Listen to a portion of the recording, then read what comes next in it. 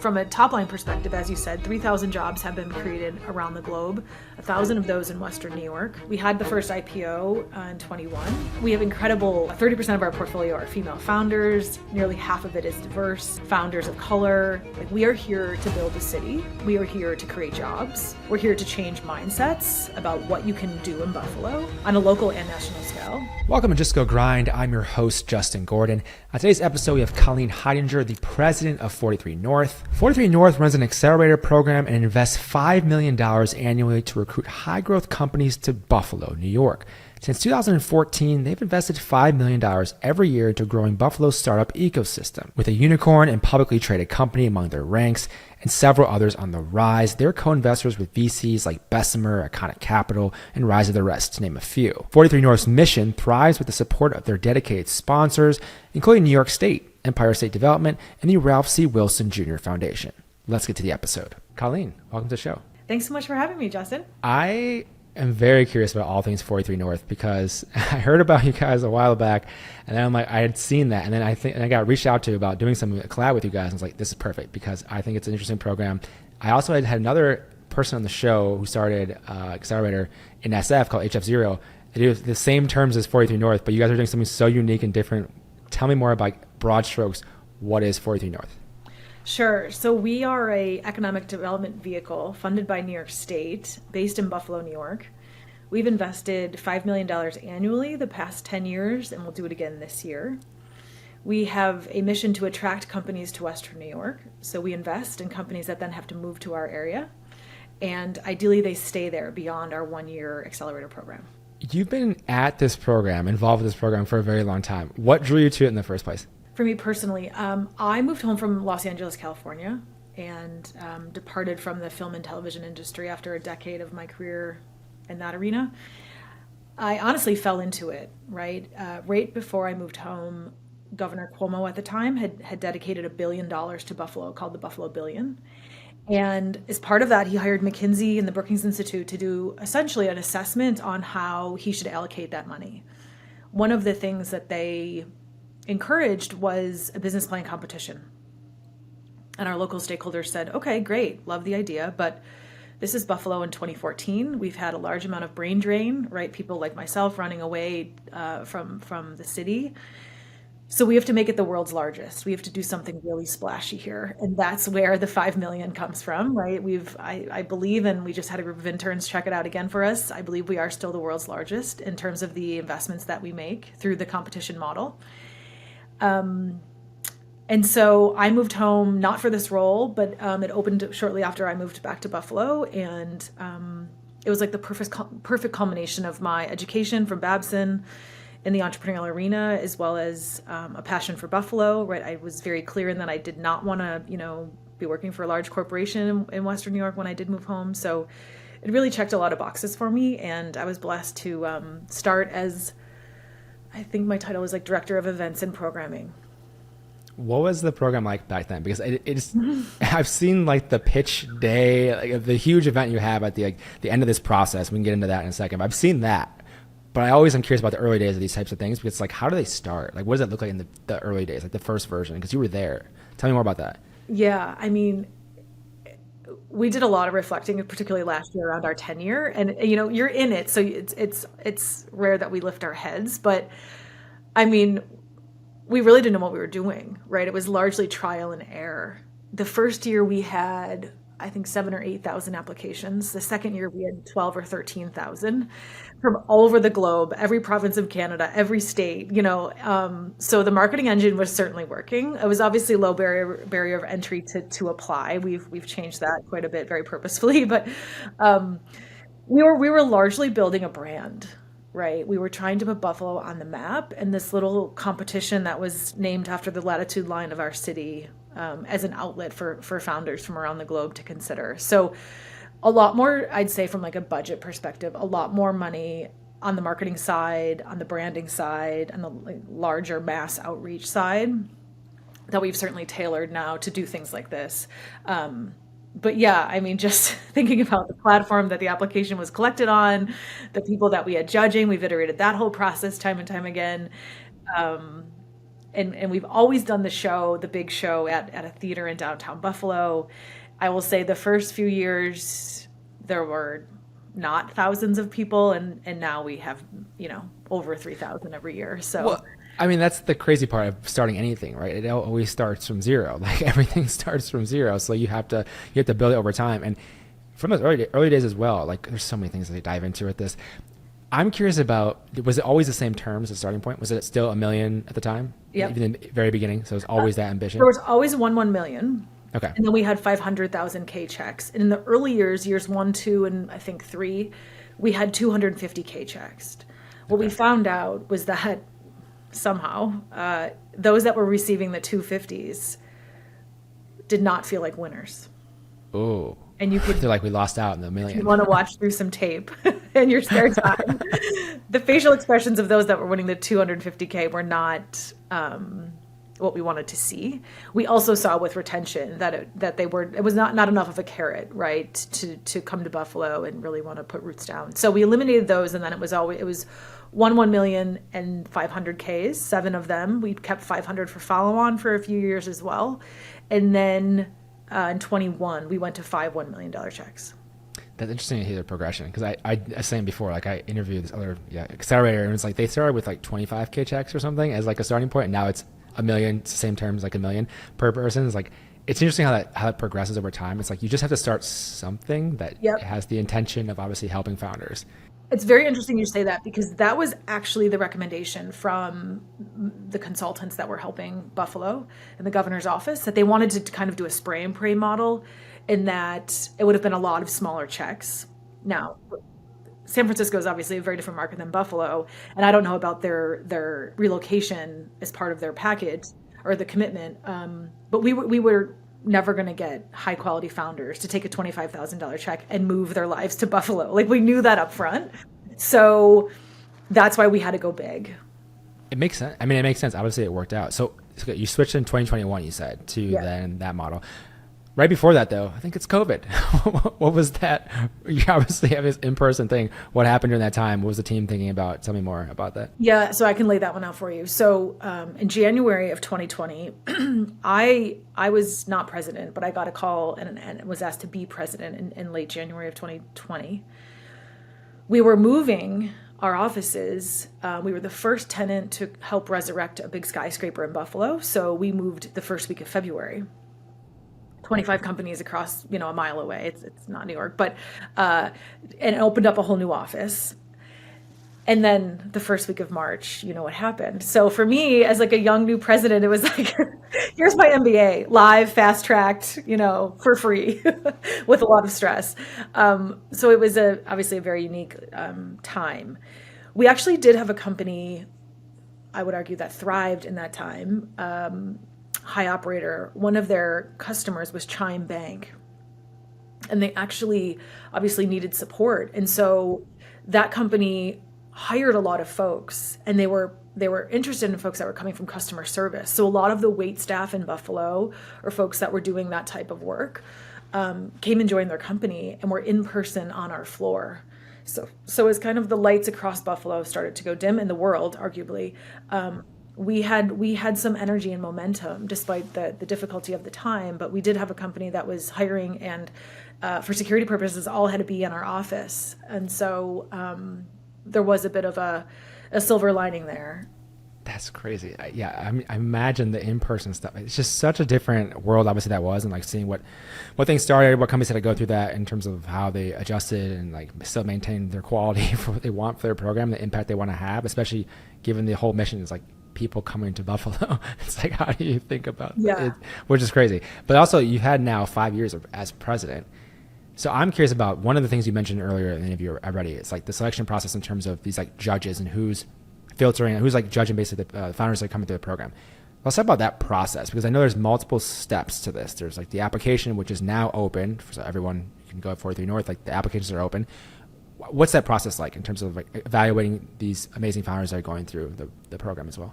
Yeah, sure. So typically, and I would expect the same, particularly because of the larger macro venture climate, right? We'll get about 1,000 applications. Yes. they will submit a written application that's quite lengthy, and I would just remind listeners that this is not something they should be starting the night or the day that it's due. We ask for a lot up front, and also, we don't need 12,000 applications. We need, so that was one of the major changes we did across the years. So there will be a written application that gets submitted. We'll have venture capitalists, industry experts, largely from Buffalo, but we also have a virtual component there as well that allows folks in our network around the nation to help us determine. We typically go from 1,000 to about 100 that we'll invite to a virtual pitch. So that pitch is in a room, same thing, with folks that we think will help us make the best decisions on behalf of Buffalo as well as the company. And that is typically, that this year will be in late July.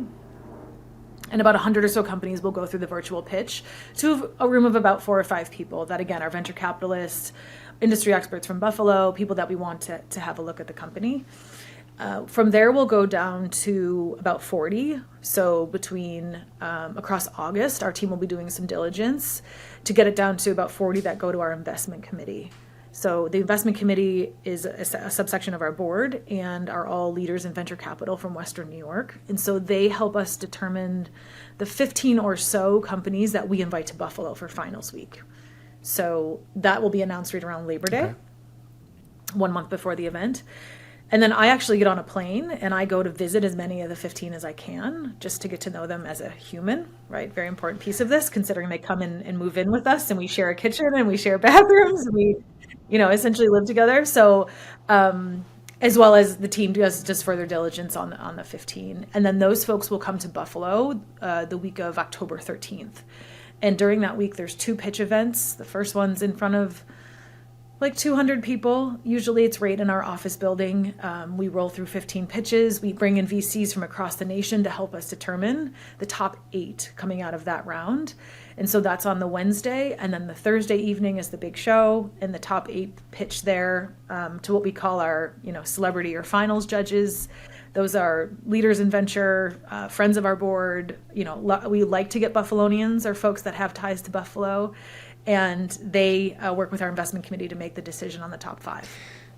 There's so much to dive into with that. Okay, so one thing I'm curious about, so 1,000 applicants, because you changed the process, obviously it's more work. So it's not like anyone can just like apply in 2 minutes, and like you don't want that anyways, because it's like, you exactly. don't want people just praying, applying to accelerators. That doesn't help anyone. You're like, we can't go through 20,000 applicants. Like, it's just not going to work.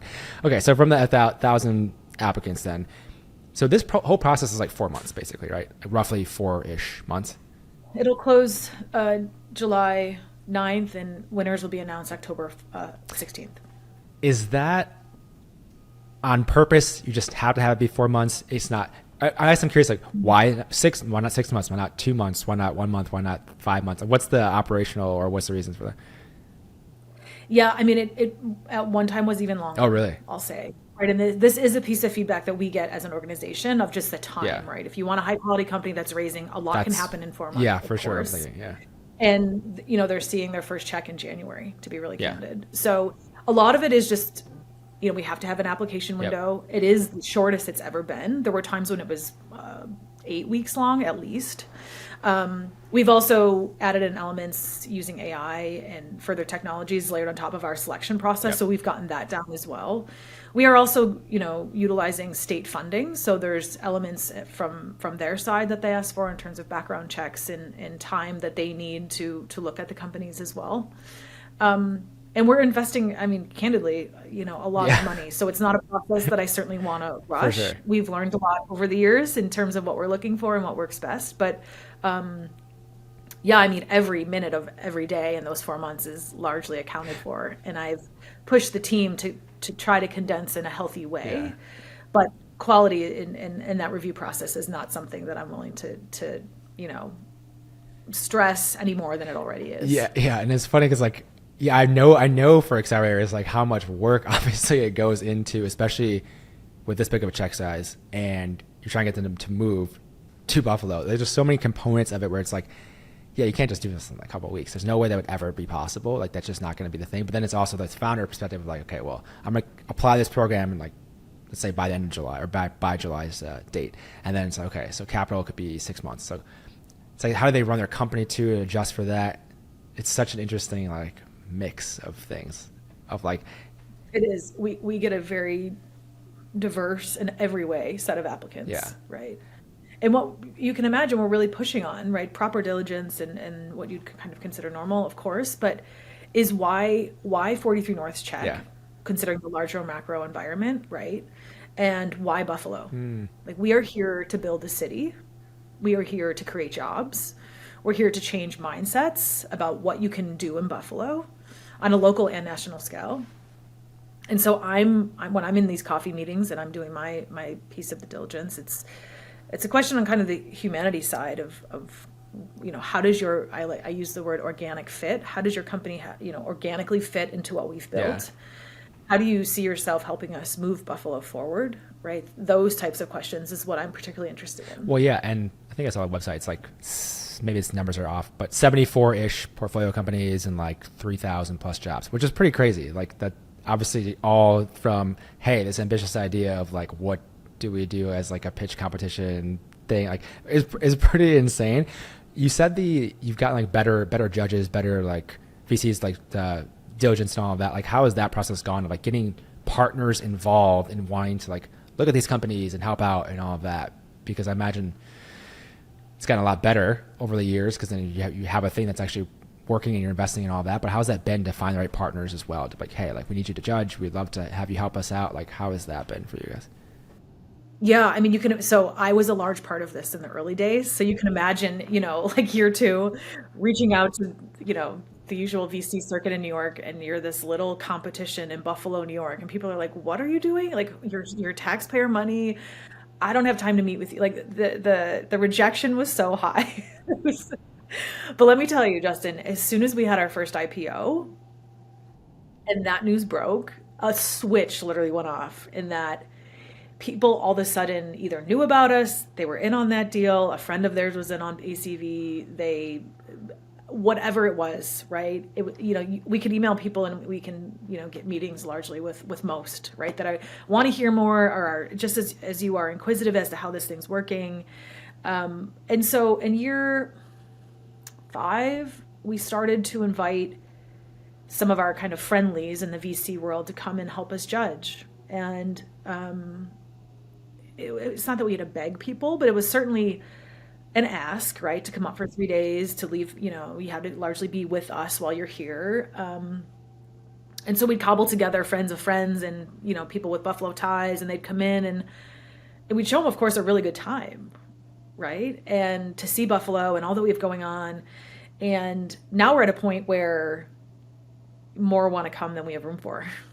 Right. So we've kind of flipped it on its head. And those that come love it. We've had a ton of organic collaboration amongst the judges that, from an LP perspective, deal flow perspective, some have co-hosted events together across the nation, like just as a result of coming to Buffalo and helping us out. We've also, in a very organic way, had folks that come judge that invest in our companies multiple times, right? So it's becoming an opportunity for judges to come in and have deal flow, right? And we have a whole actually new piece of that week we're working on to make it even more of like a showcase or demo day, not just about our finalists, but about the community. Well, that's actually something when you mentioned, and I looked online about the process and everything, and seeing that, 5 people are going to get the actual $1 million from this, but there's always venture capitalists and everything that are around this, and like there's 15 people that come here. It's like they are getting attention on their company. It's not like it's like, okay, bye, see ya. Like they get nothing. It's like they're just clearly getting attention. And I imagine they also potentially get investment from these investors that see them. Yeah, you're absolutely right. And there's always those that don't move on, right? That don't want anything to do with 43 Yeah. North, and that's okay. I would argue the more open-minded ones stick around for the rest of the week, show up to finals, right? They sit with the VCs, they know who's there, and they take full advantage of it. And great things have come as a result of it. Yeah. So you're absolutely right. Like the experience is certainly about us and the potential of receiving our investment. But I think if you come in with an open mind, knowing you're surrounded by VCs this year more than ever, there is plenty of opportunity outside of our money to raise while you're in Buffalo. Yeah, and that's something I'm always thinking about founders. Like what founders, why they're going to join something, their time is so precious, like the building a company, every like moment matters. And it's like, obviously with this process, like they're still meeting people along the way in terms of getting help on their company, or like they're getting feedback on their pitches anyways. Because it's like, if they're pitching their company for this, it's like, what are they hearing from you guys? Well, I still need to grow my company and build this regardless. So there's an opportunity to do that. And the other thing you mentioned before about the IPO, what company was that? ACV Auctions. And like, how long after beginning the program was that? Or like, what was that? They were our $1 million winner when we only had one in year 2. And they went public so that would have been 2015. They went public 6 years later. Okay. 6 years later. Oh, interesting. Yeah, that So would be they a have huge plus. almost 600 people working in downtown Buffalo. They are now onto other continents with their technology. And it was an idea from a UB graduate whose family, was in the used car dealer business. And he walked into what the only like technology accelerator in Buffalo at the time and said, I have this idea. I don't know how to put the tech around it, and that's where he met his CTO and co-founder, Dan, and off to the races they went. Yeah. That's wild. Yeah, that will help put you on the map a bit. You need to have, your companies do well. That's a huge part of it. Okay, so in that process, when they're getting to like the finals, for instance, you have all these people involved. One thing I have to ask, because I'm from Wisconsin originally, I know what the October, November, December months can be like in Wisconsin. I imagine Buffalo, I can look at where they are on a map, I can understand. Is it purposely that it's going to end up in October always in Buffalo? Or how did that timing come about? Yeah, it's interesting. Largely because of our funding cycle with the state. Gotcha. We've looked many times at overlap, moving something forward, but then it becomes a space issue in our office. So we've highly done our diligence to see if it works. So yeah, it will remain in October. It could be 75 and sunny. It also could be 40 and sideways rain, which we've had. But I will say Buffalonians come out, right? They're there no matter what. They fill that theater. So it's not intended. It's also the theater schedule, to be really candid. We have to slide in between the national touring shows, and it's usually only 1 week in the kind of between September and year end that they can welcome us. So that for us is a very important part of our work. It's a free night in the most beautiful theater in Buffalo, equivalent of a Broadway theater in New York, free and open to the public. And so there really isn't another venue that we want to be in, candidly. Yeah. And it's one of the very few events at that theater that's free and open to the public. So it's important for us as an organization and kind of with our mission and building a better Buffalo, to have that opportunity for the community. Yeah, I always had to ask.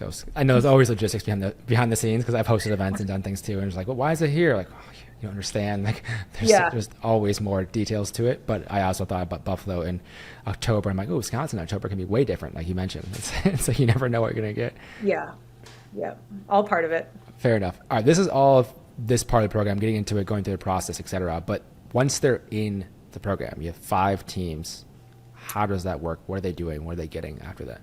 Yeah, so on the kind of continuation of the weather theme, they moved to Buffalo in January. So, well, it's only going to get better from here. We highly encourage a winter coat to be on your Christmas list or holiday gift list. So they moved to Buffalo. In the months of November and December, we're helping them find apartments, find doctors, find daycares, like all life things we assist with. And so that's really what makes us unique from an accelerator standpoint. So when they come in January, they hit the ground running.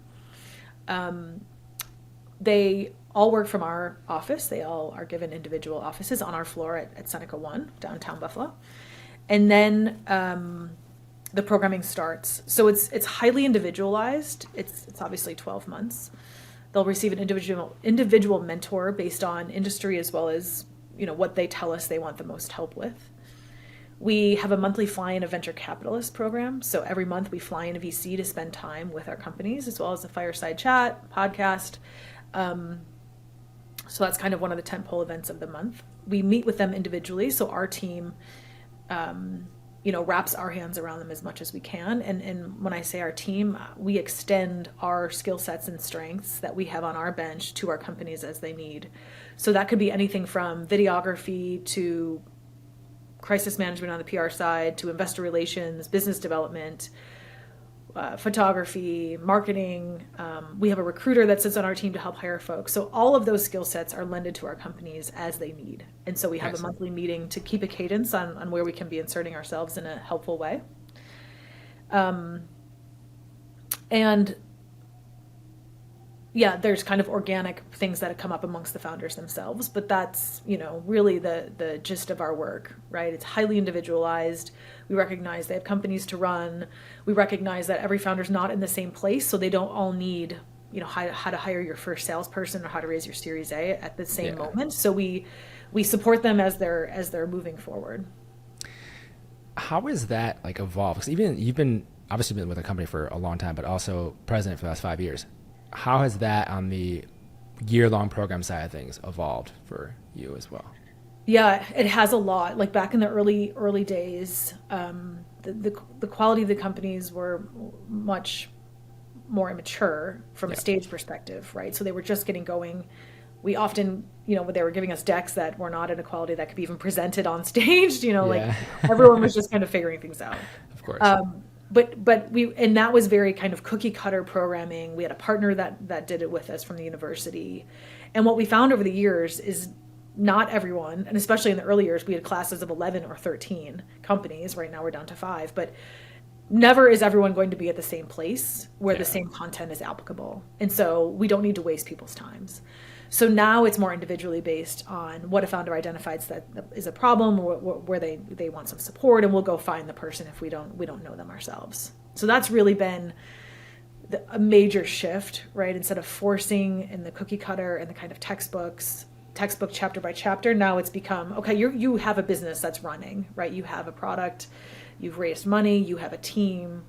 What is it now that we can help you with? And then if we don't have the people on our team, we'll find them to support. To that point with having 5 teams, so it's not like you have, there's a CEO and 50% of the company will be there at least, right? So there's that. But depending on how big these companies are, it's not that insane amount of people. But it's also a question I always have of like, okay, you mentioned the $1 million check is enough to be significant for people moving to Buffalo. Has this program ever, is it like, why 5 teams? Why not 10 teams? Why not? You've had more teams before. Like there's always the numbers and that side of things. And also it's like, well, for the impact we want to have, it's like, well, what if we did 10 million a year? What if we did 20 million? Why did we start? What if it was only $1 million total for the year? Like, how does that even play into this as well? Because it's just government as well. It's so interesting. Yeah, and that's really the simple answer is just the restrictions and the extent of which the state's commitment allows us to invest. So that number has held steady, the 5 million, over the years. The state is interested but willing to let us make the decision on how we divvy that up, and very respectful of the last pivot to the 5 millions. Yeah, I will say to manage 5 versus 11 from a bandwidth perspective of our team is much more manageable. Now we're taking bigger bets. Those jockeys better be really strong, and that obviously leads not only to the diligence process, but to how are we attracting companies, which is what the team is working on now. So right from the get-go, how are we identifying high-quality applicants who will come in and do perform well with the investment on behalf of us in Buffalo. But it's the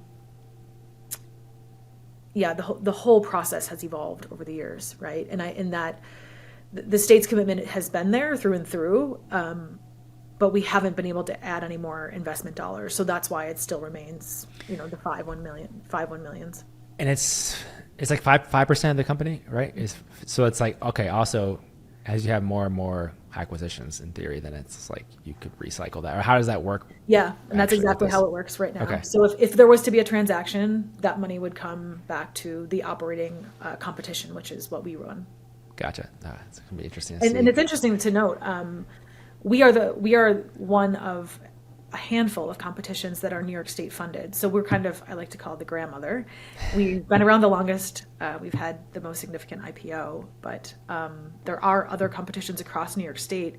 We are the only industry agnostic one. So if you have listeners that are in the drone technology space, that are in agriculture, that are in photonics, there are individual competitions across New York State, funded just the way we are, that invest in companies that move to those regions as well. So, but we are the largest, and we kind of share that pool of innovation dollars with the rest of them. How does that play a part in terms of the actual industries and types of companies in that way? Like as you're picking, because obviously you're gonna have great founders across different industries and different even stages potentially a little bit. But like, how does that play in a part? Yeah, for those that I just mentioned, they're all led by former industry of those cities. So Rochester Kodak was there, Loschenbaum was there. Grow New York is based in the largest section of our state's farming and agriculture industry. And then the drones are out in Syracuse. So it's largely just based on industry expertise that's ingrained in those communities. Okay, gotcha. And then for And for us, yours, and just so your listeners know, we are agnostic and obviously shy away from true life sciences. After learning kind of the earlier years, it's not the best investment for us from an economic development standpoint. yeah, But we're looking for the right companies for Buffalo and founders who are committed to coming and growing their business in Western New York for whatever reason, right? I've had founders tell me, "Oh, my grandmother grew up there," or "I grew up going to visit my aunt and uncle there," or "I went to UB and left and now I want to come." Like whatever it is, we want to feel some passion for our region and the opportunity that founders have. what have you seen on that kind of that note as well? Like the impact piece of it, what this has done? Because this is, I mean, now it's like 10 years in. So it's like, what has this done? Tell me more about that, because I imagine there would be other cities, people thinking about something like this where it's like, okay, how do they do this? What was the impact? What happened? Because now you're 10 years in, you have all this data. What have you seen at least? Yeah, I certainly take, and I'm an open book in terms of how this thing has worked largely. A lot of different municipalities have wanted to do something or are inquisitive as to how it's worked.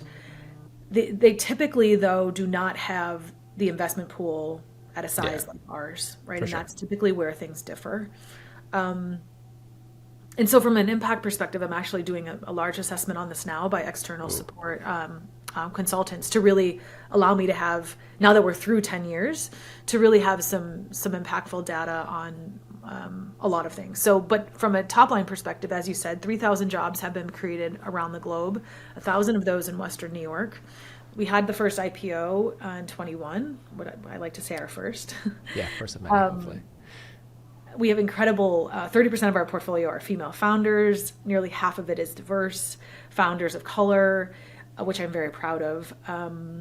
And Justin, what the other piece of this and the reason why the state believes in our work is a bit harder to measure, but it's what we call a mindset shift, right? And shifting the way the next generation, those that are away from Buffalo, and the way they look at it. We're here to create a mindset shift and to create a sense of optimism around what can be done in Buffalo.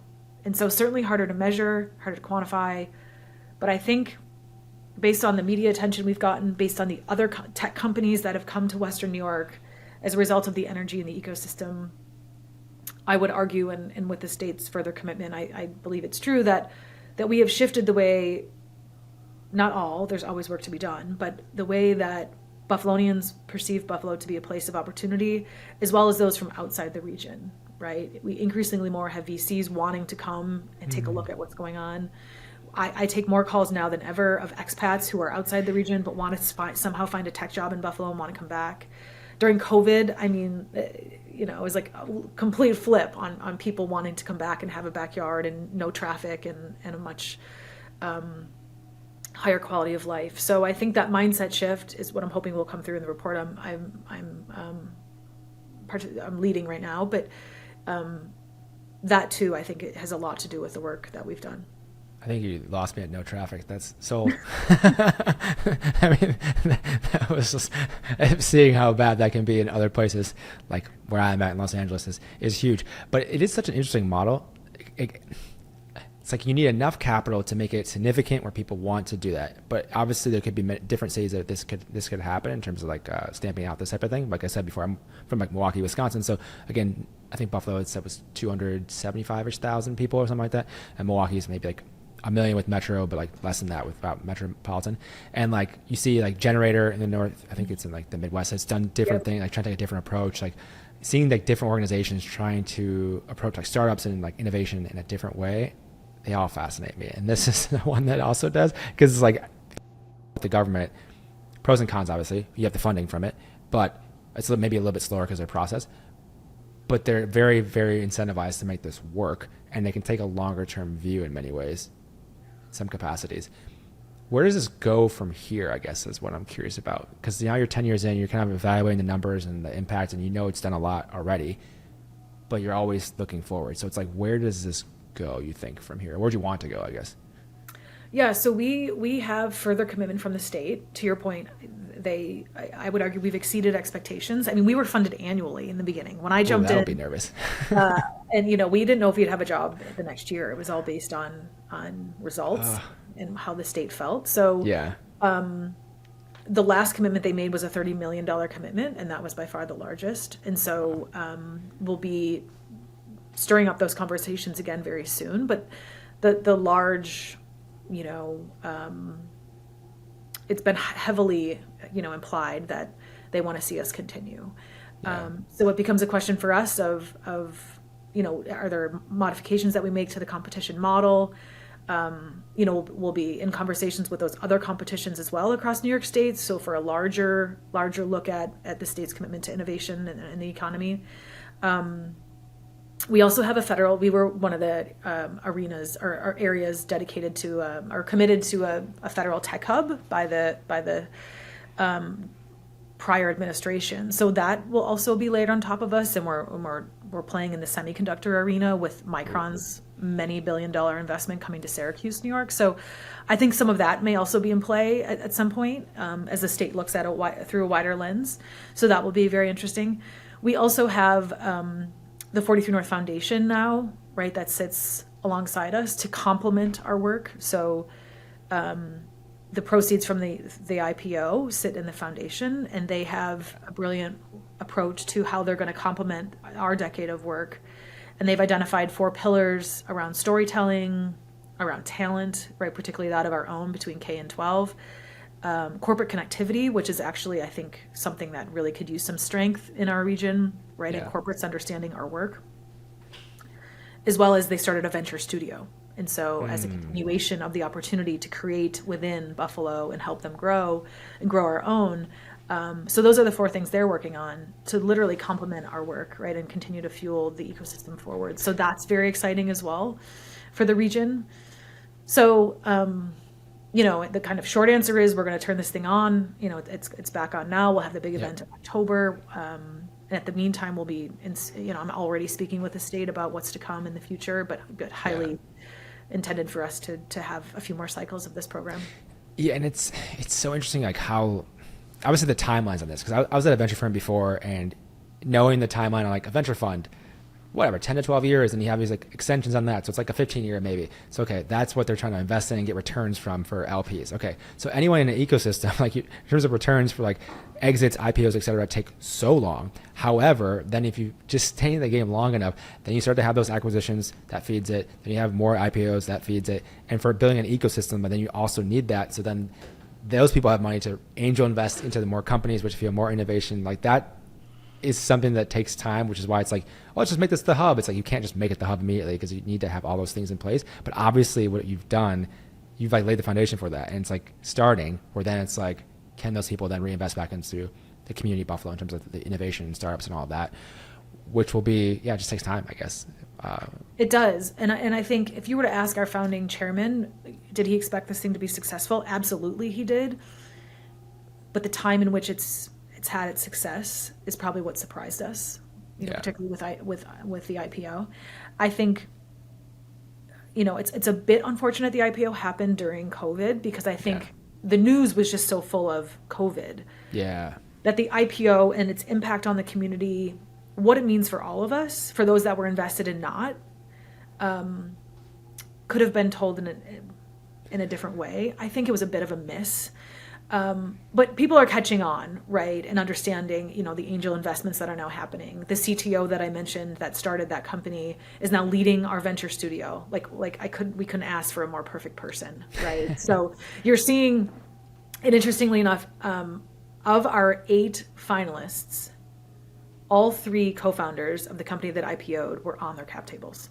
Yeah. So from a flywheel perspective, Yeah. um, you're just seeing it time and time again. So, I have interns that were with me in years 1 and 2 at 43 North that are now working for our companies. It just happened again last week. So some of these small little signals of success are what allow me to believe that this thing is going to continue to move forward. But it's going to take time, to your point. And we've always said this is a 20-year commitment.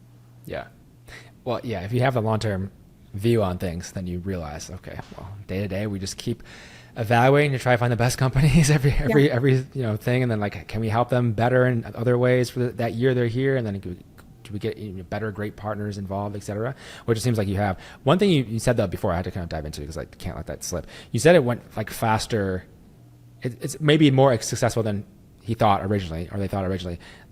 Why do you think in the last 10 years it has maybe had a more of an impact or been more successful than maybe originally thought, by this timeline at least?